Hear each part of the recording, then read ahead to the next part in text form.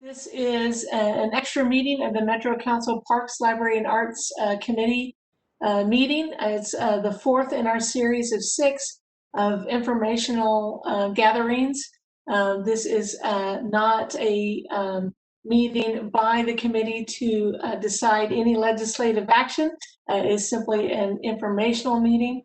We are grateful to the folks at ITS and the Metro Nashville Network for providing this information not only live, but also will be added to our channel of information within 48 hours at the conclusion of this meeting. Thank you again for those of us on the committee that are present, and for those who have contacted me about their eagerness to review the video recording at a more convenient date. I am very excited about the new year. I'm hopelessly optimistic. We all know that the world has all kinds of things that are going on, but one of the beautiful things about living in Nashville is that you can get outside and get some fresh air in beautiful places when you need it. And we're discovering that that's becoming more and more vital to us as a city. And I appreciate everyone who's involved in it. The first of our 3 meetings had to do with more of a fiscal understanding of what's happening from parks, library, and arts. The second part of our series is going to be really more storytelling, a gathering of information from people who are actively engaged in the programming, and we are starting with parks. And so with that kind of setting the stage, I'm going to hand it over to Metro Parks and Rec Director Monique Odom for an opening comment and any staff introductions for some of those stories. So thank you again for coming, and Monique, it's all yours. Thank you so much, Chair Van Rees. Good afternoon to you and all the other members of the Parks, Libraries, and Arts Committee. We are so excited to be able to spend time with you all this afternoon. This is really a wonderful opportunity for us to be able to tell you about some of the activities and programs that we offer here in the Parks Department. Some of them you may know about, others you may not. But again, I view this as an opportunity to help you all become informed so that you can share with your constituency all the wonderful things that we do here at Parks. And given our limited time, I won't make many more remarks, but I want to thank you for your support, Chair Van Rees, as usual. And then also encourage those who are either listening, members of the public or the committee, to make sure that you make time to take a look at the newsletters that we do, that we distribute monthly. That will keep you abreast of a lot going on here in the department. We can't possibly tell you everything in one sitting, but that's a good way to keep up. And you can always just contact me and ask. But anyway, without further ado, just wanted to let you know that I have joining me today 4 phenomenal leaders of our department to talk about their respective program areas. And they will, once I throw it over to our first presenter, they will speak again about each of their program areas, and we'll take questions at the end. But just so that you know, with me today are Stevon Nellums. He is Assistant Director of Community Recreation Programs and Cultural Arts. Glenn Atkins, Program Coordinator and Director of the Disabilities Program. Vera Roberts, she's the manager at the Warner Park Nature Center. And John Dodson, Special Programs Coordinator, and he directs our outdoor recreation program. So I know you're excited to hear what everybody, to hear all the programs that we offer. And without further ado, I will turn it over to Stevon Nellums. Thank you, Monique. Thank you, everyone, for the opportunity to speak about community centers and the great things that we're doing for the city of Nashville. Before I start my presentation, I want to update you on these great things that we're doing for the city. Just to tell you a little bit about myself before I start the presentation, I've been with Park for 17 years. And throughout my 17 years with with Metro Parks, I've been in community centers. I've worked in every capacity, in every position in community centers. That's from developing programs for youth and adults, to overseeing staff and programs, to overseeing multiple community centers. And now my role as division head of the Community Recreation Division, I can tell you there's no better job. I've been on the ground level and I've seen it in every aspect. Working in community centers is a calling. You have to be called to do this job, to serve others in this capacity. In community centers, we wear many hats. We're parents, we're mentors, we're teachers. We're everything to these youth and families. I'd like to show a brief testimony from one of our after-school youth parents in our program.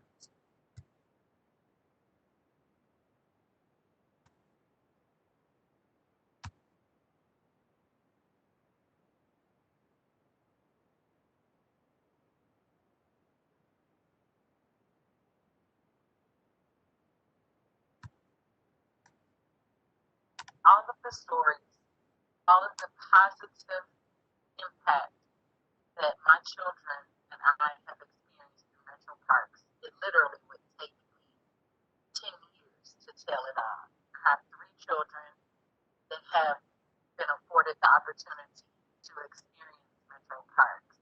I have a 25-year-old son, 21-year-old son, and a 17-year-old daughter. As a single mother with very little positive male influences, Metro Parks has afforded that, especially for my daughter. They have parent employees, the sports experience. Is that where she got her nickname from? Has been phenomenal. It has been a place of stability for my children. They have encountered many friendships that will last a lifetime. They've learned life lessons, key communication, problem solving, and the countless smiles. That in itself is a lot. All of the stories. So what does our division look like? We consist of 27 community centers, 10 regional community centers. These are fully equipped state-of-the-art fitness centers, gymnasiums, walking tracks, large meeting rooms, heated indoor pools that operate on a seasonal basis, 16 neighborhood centers. These are community-based, offering programs and activities for the surrounding communities throughout the year. These facilities provide a wide range of programs and services to all members of the community. We have 3 senior sites, 6 indoor pools, 3 outdoor pools, and 3 spray parks. We also consist of cultural arts, dance, theater, music, and visual arts. Well, let's talk about programming. Starting with after-school programs, which are near and dear to my heart. Monday through Friday, pre-COVID, of course, we have the pleasure of serving up to 2,700 youth and teens between the hours of 3 to 6 p.m., 10 to 4:30 p.m. during the out-of-school time. Our programs consist of academic tutoring, homework help, arts and crafts, STEM, cultural arts, character development, fitness and aquatic programs, recreation programs, and sports as well. We also have a NASA programs at 5 of our sites. These are middle school grant-funded programs, middle schoolers equitable access to programming and educational experiences. We also have scouting and team programs to combat delinquency. One of my mottos are when the school's doors close, hours open. It's a very true statement because between the hours of 3 to 6 p.m., the centers come alive. In our programs, we promote healthy living. We have a 12-year partnership with Vanderbilt Children's Monroe Carroll Children's Hospital. The goal of this partnership is to decrease the epidemic of obesity amongst youth and families. Together, we have successfully implemented 11 programs throughout the city, reached thousands of families in Davidson County to improve both parent and child health. One of the highlights of these programs is our Teaching Kitchen outreach. We have teaching kitchen programs at all of our community centers, and staff have been trained to be master chefs so these programs can be sustainable. Our summer enrichment program is one of our most popular programs. During the summer months, we serve kids ages 6 to 14 from 7 to 8 hours during the weekdays in an array of structured programming. We serve up to 3,700 kids for the month, for 2 months in this program. This program is in such high demand that lines, as you can see in the picture, wrap around the building. Our waiting lists are extremely long. It just shows you how much trust parents have in our quality programming and trusted staff. This summer was very unique. We were able to implement our virtual summer enrichment program. And I can tell you from experience and tell you right now that it was an overwhelming success. We had over 20,000 views for the summer. It was so successful, the other parks department in the state referred to us for programming ideas. We're the model of the state. Senior programming. We sought to serve a large number of seniors throughout our programming year-round, over 67,000 to be exact. We have 3 senior sites: Elizabeth Senior Center, Hadley Park Regional Center, East Park Regional Center. Seniors receive a hot, healthy meal from social services, and our staff engage them in programming. We host special events throughout the year, events such as our ever popular Senior Valentine's Day Ball, the Lip Sync Battle, and Senior Olympics, to name a few. We have programs for seniors for up to 10 hours a day. And also, because of our senior programming, we're able to provide relief for those that take care of elderly, their caregivers. This concludes my brief presentation. And now we'll turn over to Glenn Atkins, who's the program coordinator of the Disabilities program. Good afternoon, everyone. Thanks for having me. My name is Glenn Atkins, and I am the program coordinator for the Metro Parks Disabilities program. I have been with Metro Parks for 23 years, and the last 15 I've spent with the Disabilities program. A little bit about our program. The Disabilities program is a variety of programs offered to adults with intellectual and developmental disabilities. We serve adults with Down syndrome, traumatic brain injury, autism, seizure disorders, developmental delays, cerebral palsy, Asperger's, and learning disabilities. Our goal is to provide opportunities and a community for people with intellectual and developmental disabilities and their families to go and be able to recreate. What is IDD? IDD is intellectual and developmental disabilities, and it affects about 2% of the population. In Nashville, approximately 9,000 adults ages 19 to 64 have a diagnosable intellectual disability, approximately 3,000 youth. So there's lots of demand for our programs. Our biggest program is our day program. We serve 75 plus individuals each week here at the Centennial Sportsplex, but we have over 150 different people on our waiting list. Our programs operate Monday through Thursday from 9 to 3. We run a variety of programs throughout the day, including exercise, cheerleading, drama, sports training, field trips, and more. These programs are important because they provide a safe place and a safe community for individuals to socialize, play, and it also provides respite for the families and gives them the ability to go to work and to take care of other daily responsibilities, such as going to the grocery store, doing laundry, many other things that might be difficult for them to do if they're having to care for a loved one with a disability while they're at home.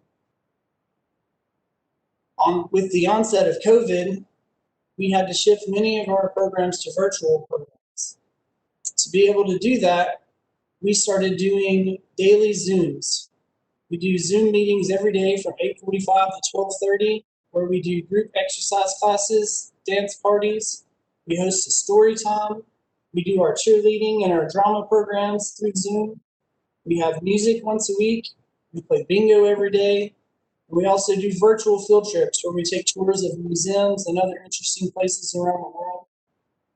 We also have Zooms every night where friends can connect with each other, especially those who have jobs during the day. It gives them a place to come and to meet their friends after they get off of work.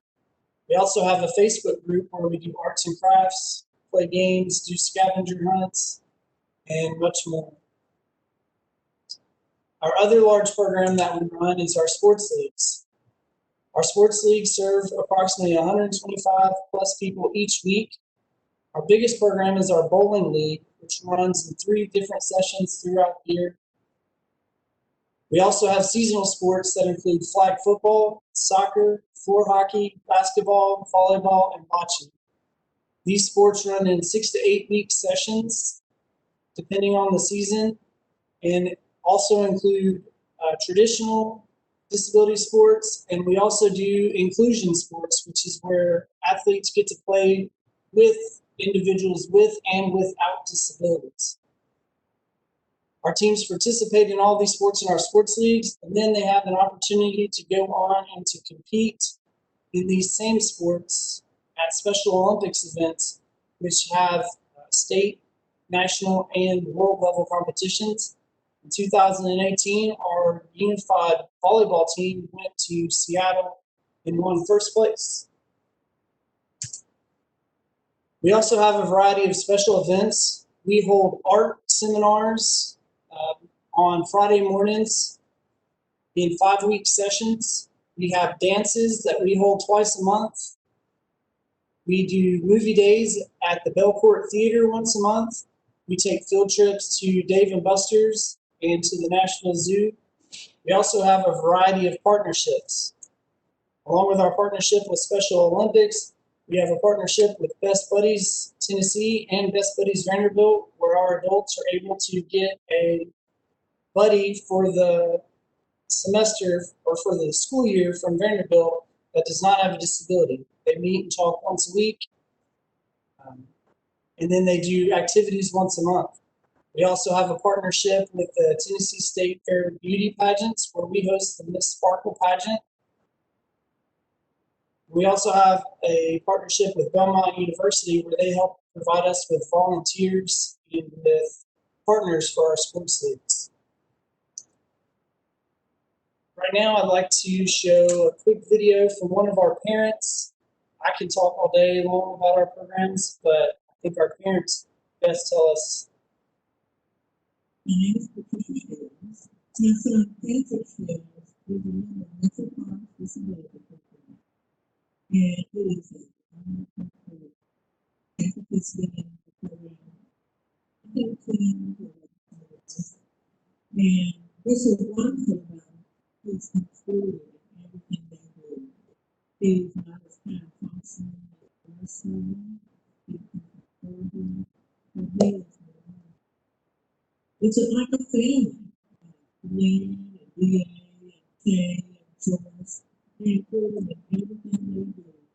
And he enjoys it. It keeps him busy. It helps him use what skills he has. He's never left home. And his activities for choice all day long. Even for the night, he get with his friends. I don't know what they would do actually if we didn't have this program. He has friends to live. They food and everything. Some of them are able to do a little more than family, but family is treated just like this. Even Barney. Hey, Glenn, unfortunately, this is not playing well. Can you move forward and then we'll make sure and get this video afterwards so people can see it. Okay. That is it for me. Up next is Vera Bolbrick with the Room Part Interesting.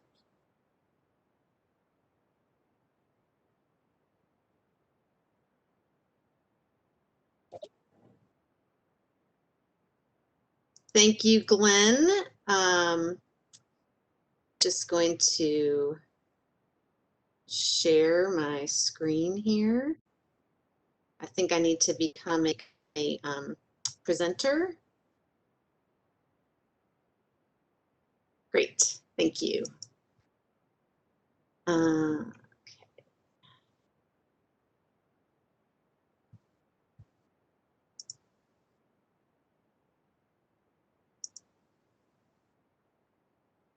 Great, can you all see that? Thank you so much for inviting me to join you today, and thanks to Glenn and Stevan hearing the stories about their programs and what they do. So today I'm representing Warner Park Nature Center and all of Metro Park's nature centers. I'm Vera Roberts, and I'm the manager of Warner Park Nature Center. I've been here since 1998, and I'm a bona fide tree hugger. So today I'm going to talk to you a little bit about what is a nature center, because it's more than a building and it's more than a program. It's really, I think, three things. It's the place, it's the programs, and of course, the nature center is about the people. So those three things together, I think, make up what's unique and important about our program and all the nature centers in Metro Parks.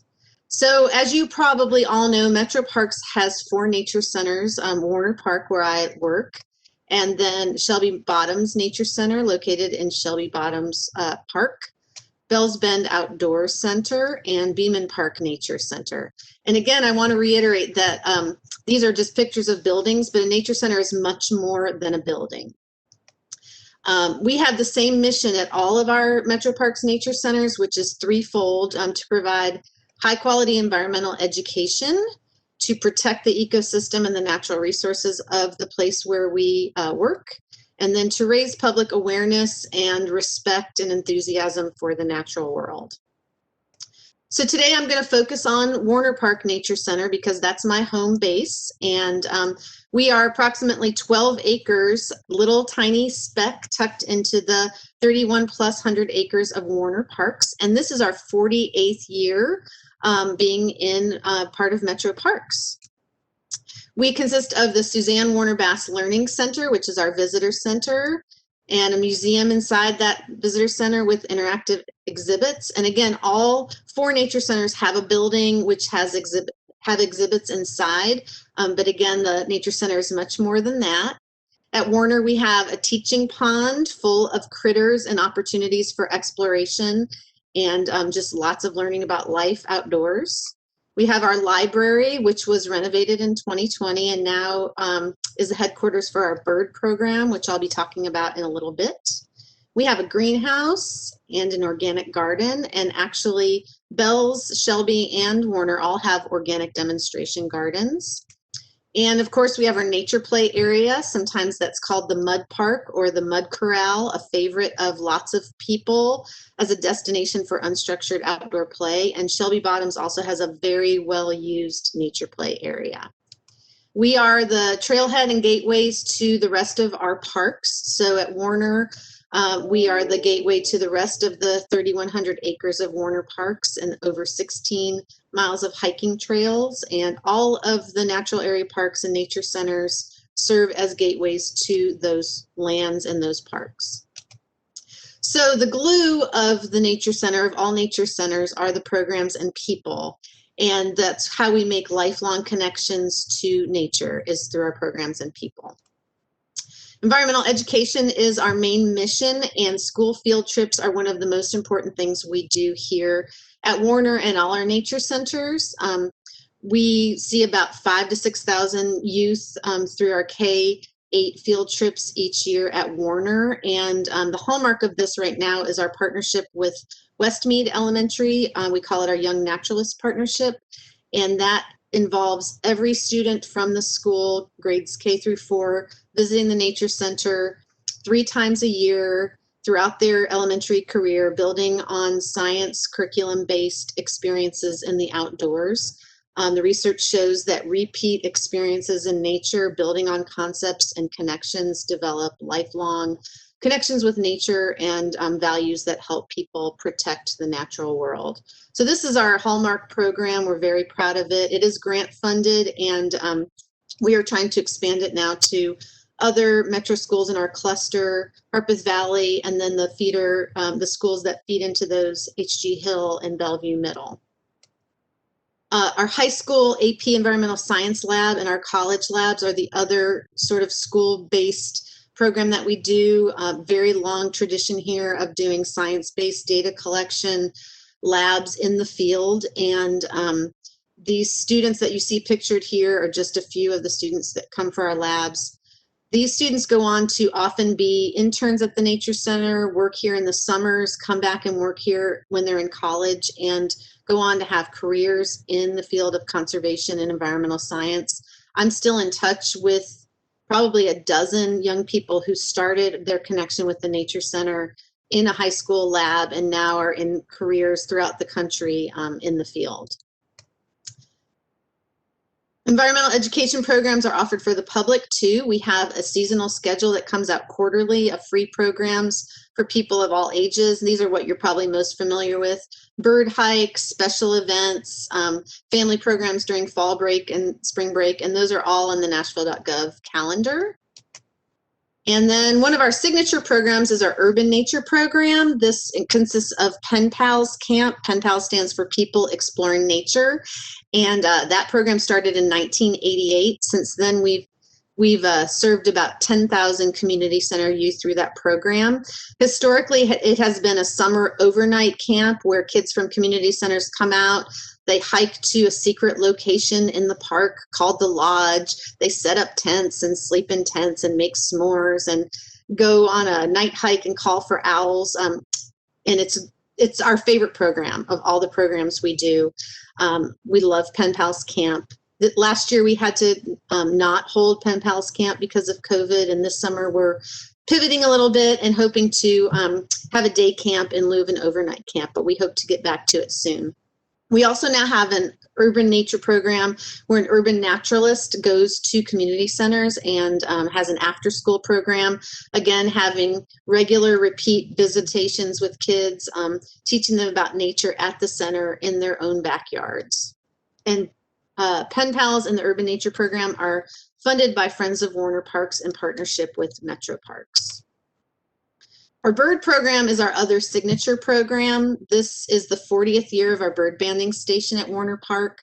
And the bird program conducts 17 bird research projects annually. Those include mostly bird banding, but some nest box monitoring of bluebirds, purple martins, barn swallows.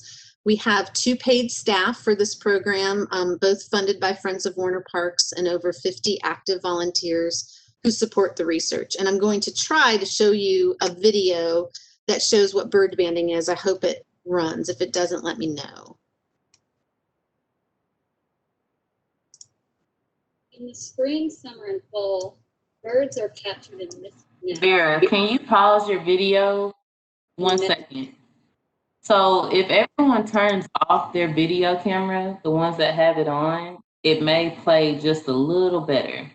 I just got word from Stephanie from the communications team about that. Thanks, Kenya. You're welcome. Thank you. All right, we'll try it again. I'm going to back it up. And this is what is bird banding if you've never seen it before. In the spring, summer, and fall, birds are captured in mist nets and then brought to the banding table in mesh bags. The birds are then weighed carefully and then removed from the bags to be banded. After identifying the species of bird, this is a female summer tanager, to get the right size band, you read off the 9-digit unique number. The 9-digit number is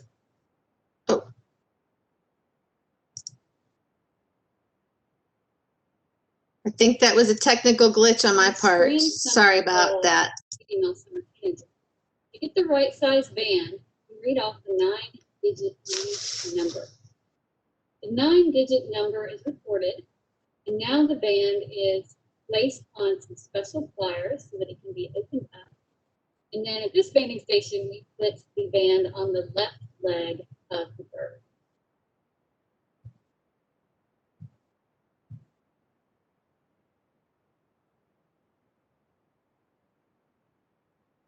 Now it's time to record more data.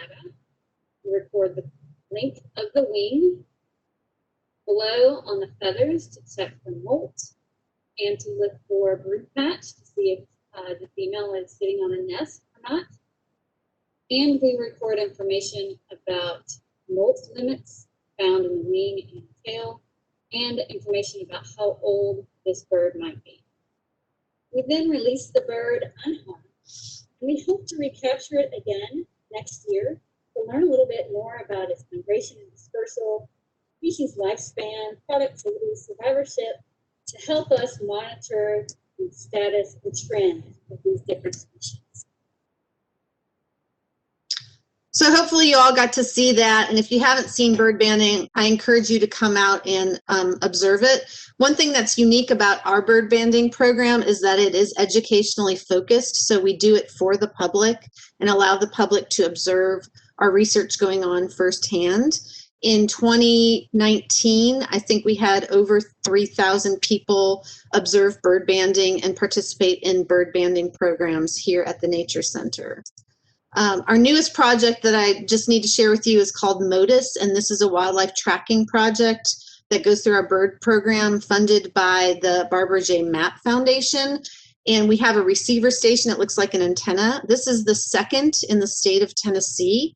We are leading this program in the Southeast, and it's basically putting radio transmitters on birds and then having a receiver station where we can track their migration patterns and their flight patterns and nesting patterns wherever they go throughout their lives. Cutting edge research that we're doing right here in Metro Parks, thanks to grants and partnerships and our dedicated bird team.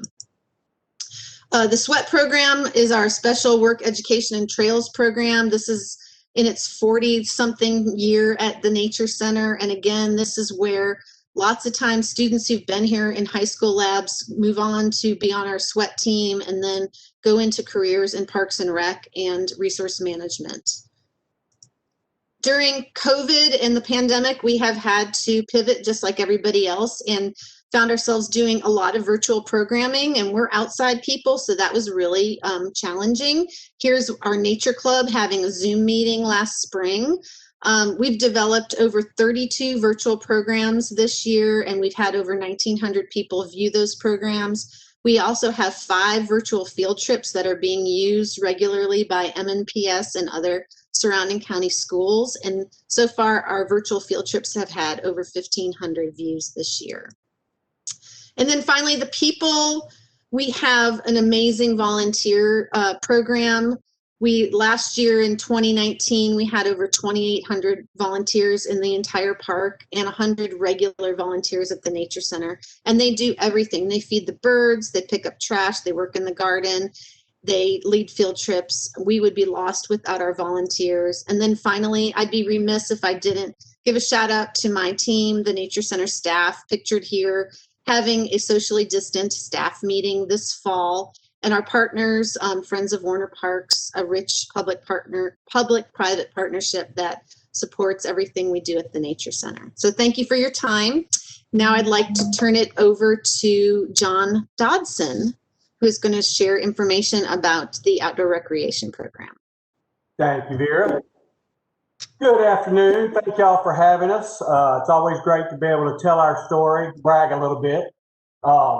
Let me start off just by introducing myself a little bit. My name's John Dodson. I've been with Parks and Rec for 32 years. Hard to believe. Within those years, I've done a little bit of everything with parks. I've worked mainly with aquatics.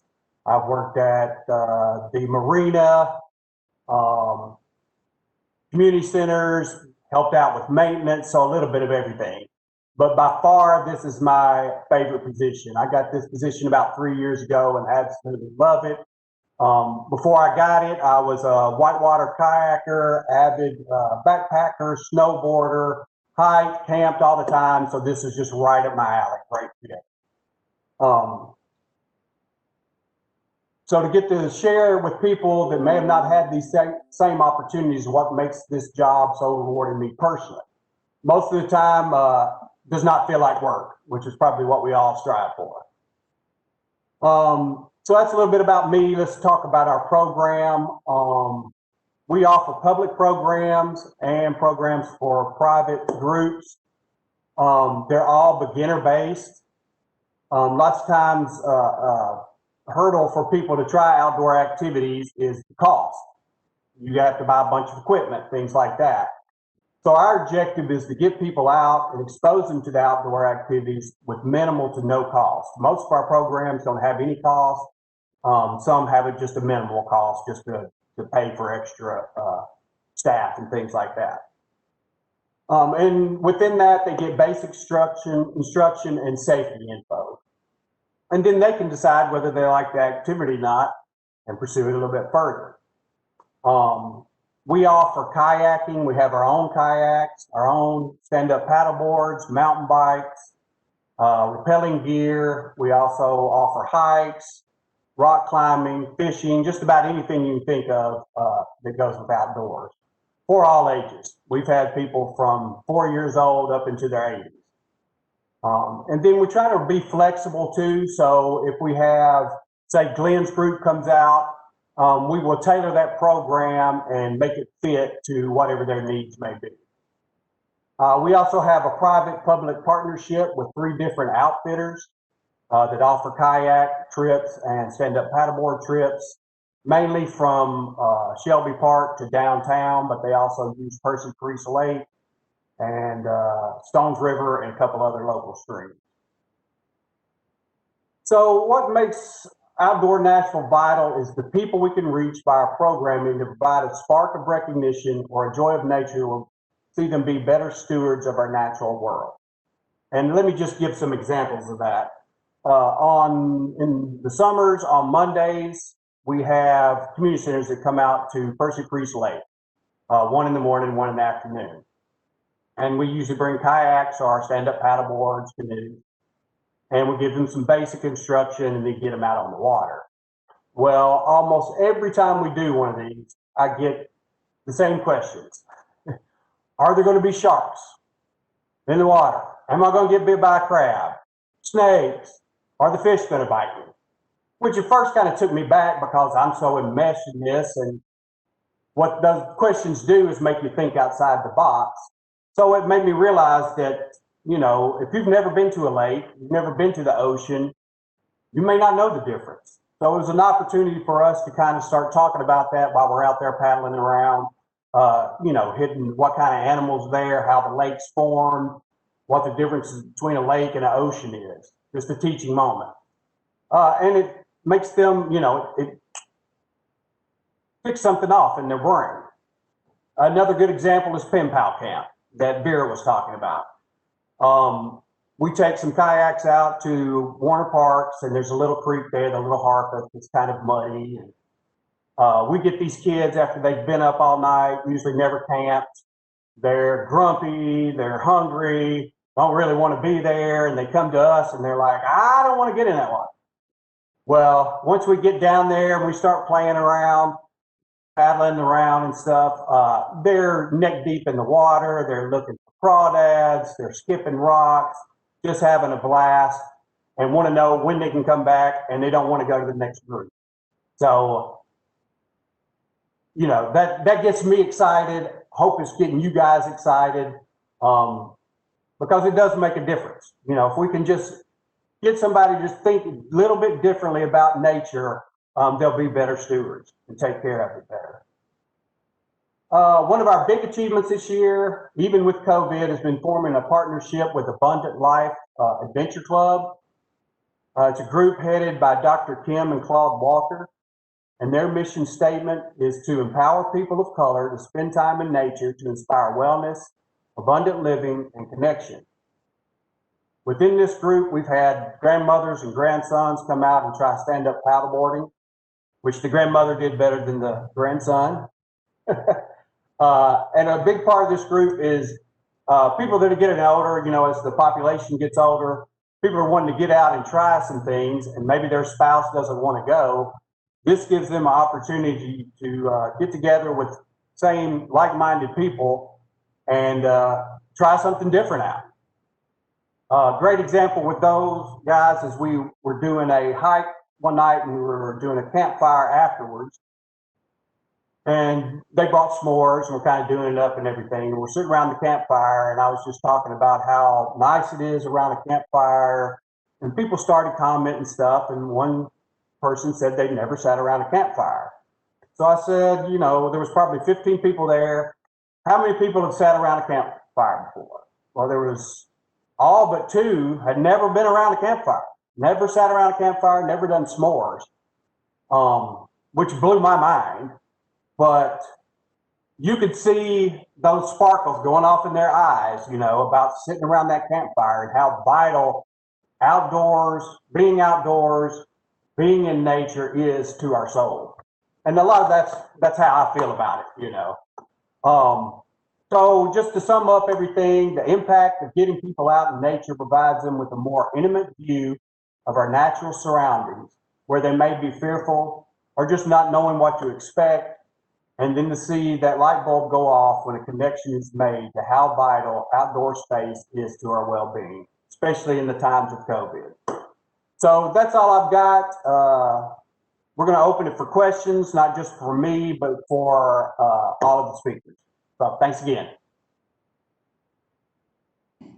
Thank you. And I don't mean to jump in here before you, Councilmember Van Rees, but if you don't mind, before we open it up to questions, I know we had a little bit of technical difficulties with some of our audio from the videos.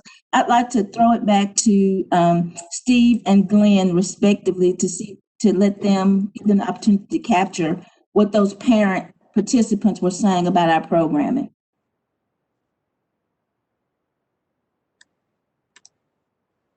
Yes, and sorry about the technical difficulties, but my video in particular was a testimonial video from a parent, a single parent mom of 3 kids that was engaged in our after-school programming. And when I went back and I said that we wear many hats serving those roles, the particular manager that was in that video served the role as a father figure for their daughter, and actually all 3 kids throughout their childhood and teen life. And I just want to show that video and just to show you how impact it was on our kids in our after school program. Many additional stories that go along with that.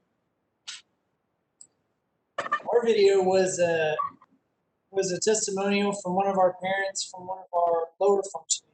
Our disabilities program, we run the whole gamut of disabilities, from folks who, if you saw them on the street, you wouldn't know they had a disability until you talked to them, to pretty obvious disabilities. And that particular video is from one of our parents who has a lower functioning son. He doesn't move without a walker, without assistance. He's nonverbal, but she was talking about how coming to the parks every day gives her son something to look forward to. It gives him a place where he can use what skills and what faculties he does have to participate. And now, regardless of his abilities, he's always accepted by his friends while he's here. And she talks about hoping that the program can continue for a long time. We serve 75 individuals in our day program right now, but we have a waiting list of over 150. So expanding our program is a big thing. That's one of the things that she hopes for, so that others can have the same opportunities that her son has. Thank you for that, Glenn and Steve, and thank you also, John and Vera, for just sharing a lot of what you do, the programs offerings that are here at Metro Parks, and thank you, Councilmember Van Rees, Chair Van Rees, and committee members for allowing us this opportunity to come and share what we do with you all. So with that, we're ready for questions if you have any. Thank you so much. I want to thank all of you for the work that you put in to make the presentations, and if we could try to get all 4 of them in the SharePoint so that we could get actual links to them, then we can include that, letting MNN know when you post the video to also include the links to those presentations, so that anyone who wants to see the entire thing again or make sure and witness those videos, I want to make sure that those things are available to everyone. And this was a fantastic overview of a handful of the multiple programs that take place throughout the Parks Department. And I wanted to open up to committee members if you want to raise your hand. I see Councilmember Russ Bradford, you have the floor. Thank you, Chair, and thank you for everyone for your presentations today. I just not much of a question, but just of a comment. You know, I wish I had known that these events and these programs were available to the public when I first moved up here, because I went to school and got my degree in wildlife biology. So, you know, a lot of the stuff like the bird banding that y'all were showing, I've done, and I would love the opportunity to get out there and, you know, get the experience of doing this and help mentor other, kind of share that passion for nature. So thank you so much for these programs. That's fantastic. I didn't know that. So you learn something. You learn something every day. I know also, and I'll keep looking for members' hands if you have a comment or a question.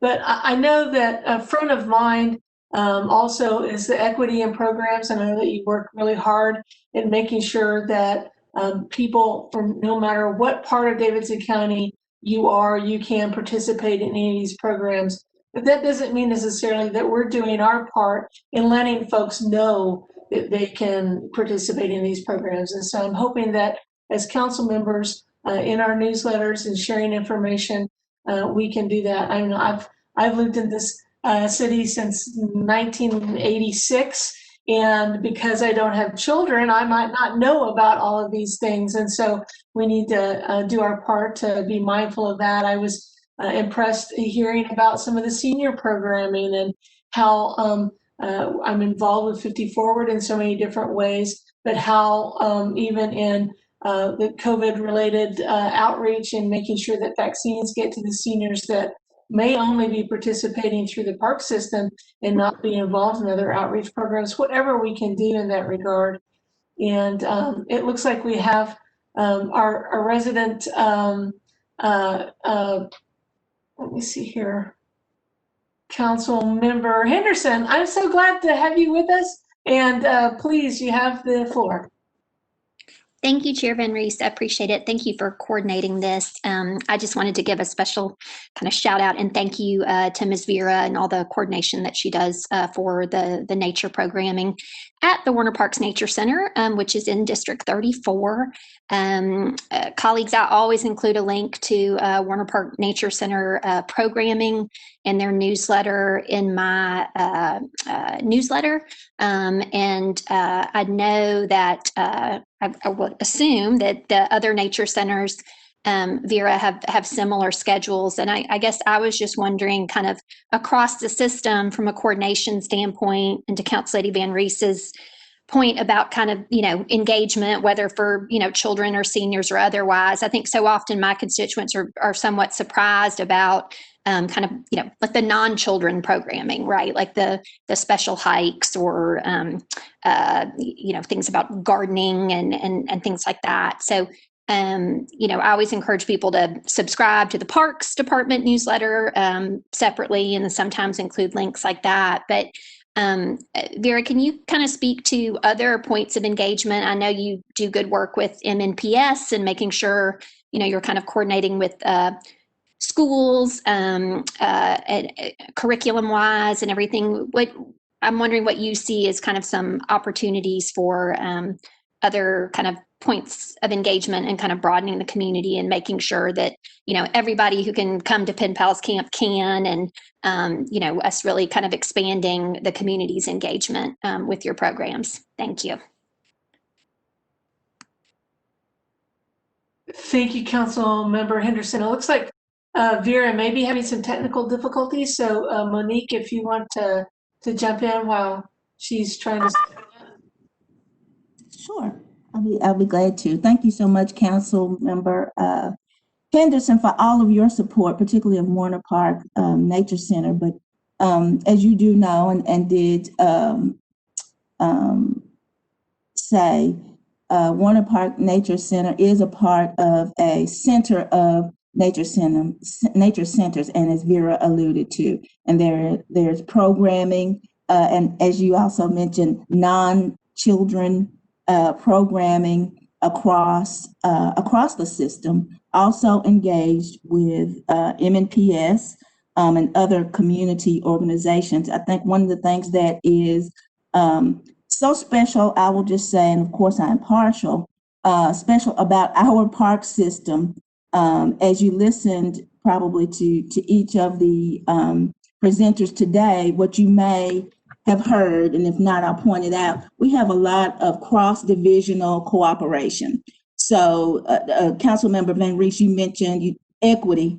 One of the things that we is high on our list and a high priority in this department is equity, to make sure that anybody who wants to participate in a particular activity is able to do that, specifically at nature centers or any other facility that we have. But there's programming going on at all of our nature centers. They do coordinate. There's some specialized programming that is specific to particular nature centers. For instance, the bird banding at Warner Parks. Nevertheless, there's all kinds of great programming that we coordinate as a system at all of our nature centers. Thank you. Thank you very much. Thank you, everybody. We had some technical difficulties. I wanted to thank again Monique Odom for giving us some additional details in regard to how the commitment continues to be front of mind for equitable opportunities, no matter what part of Davidson County you're in, no matter what neighborhood you're from, that all centers and all programs are available to you. And so to make sure and participate as much as you want to, and our commitment as a committee and making sure that as council members, we continue to make sure that the Parks newsletter is part of our communication as well, so that even if we don't have one of these centers or one of these programs or one of these situations right in our district, that our district members know that it's available to them as well. So that's sort of the wrap up before we cut off. I did have one question because we want to make sure that as we move forward into the budget season, that we are mindful of where Parks is in regard to things that we're very passionate about protecting. I know that you're always passionate about protecting staff. You're always passionate about protecting programs. But in addition to that, in any growth pattern, as the significant work that's been done on plan to play and kind of what's next and things of that nature. But I know that even outside of my district and a neighboring district, the idea of even having another nature center at Cedar Hill, for example, kind of how do we move forward in having discussions like that that make sense in your world, Monique?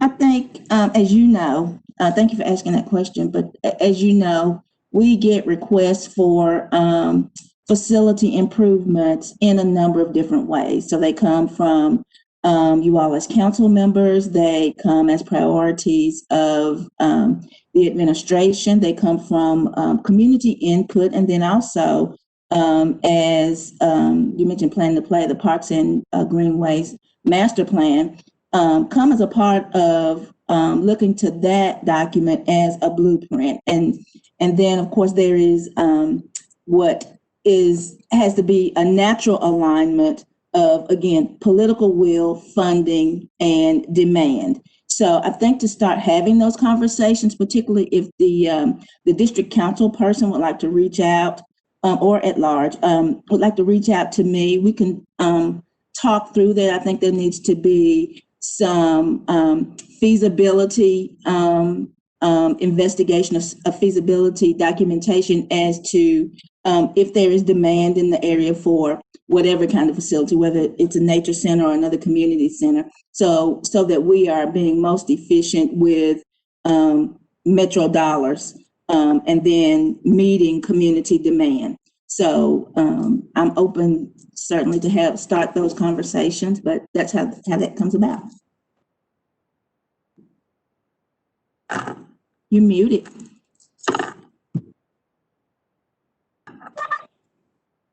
Councilmember, you're muted. I can't hear you. Can you hear me now? Okay, good. Thank you very much.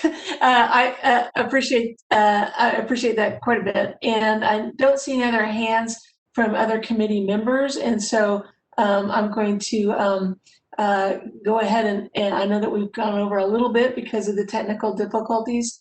Again, the PowerPoints, including their embedded videos, will be made available by a link. And so we'll make sure and get those in the comments below the video of this. So sorry for ITS and M&N for a little extra work, but we want to make sure that all of this is made available to everyone on demand. I know that you are scheduled, if I understand, the Budget 101 meetings. You're scheduled for next week. Is that right, or is it coming up? It is actually this week. It's this Thursday at 6 p.m. Yeah. Okay, this Thursday. My calendar. I don't even know where it is. Okay, so this Thursday, which is, if you're looking at this later, this Thursday would be the 14th at 6 p.m. The Metro Budget 101 project from the Budget and Finance Committee will be including a discussion with the Parks Department. And some of it may be a little bit of an overview of what we discussed in October. Some of it may be some updates, but we will link to it on our sort of channel as well. So if you guys want to hear a little bit more about a deep dive as to how is all this paid for, then make sure and tune in Thursday at 6 p.m. for that. Thank you again so very much. Please enjoy the rest of your evening, and I appreciate everybody's time. Thank you, and good night. Thank you.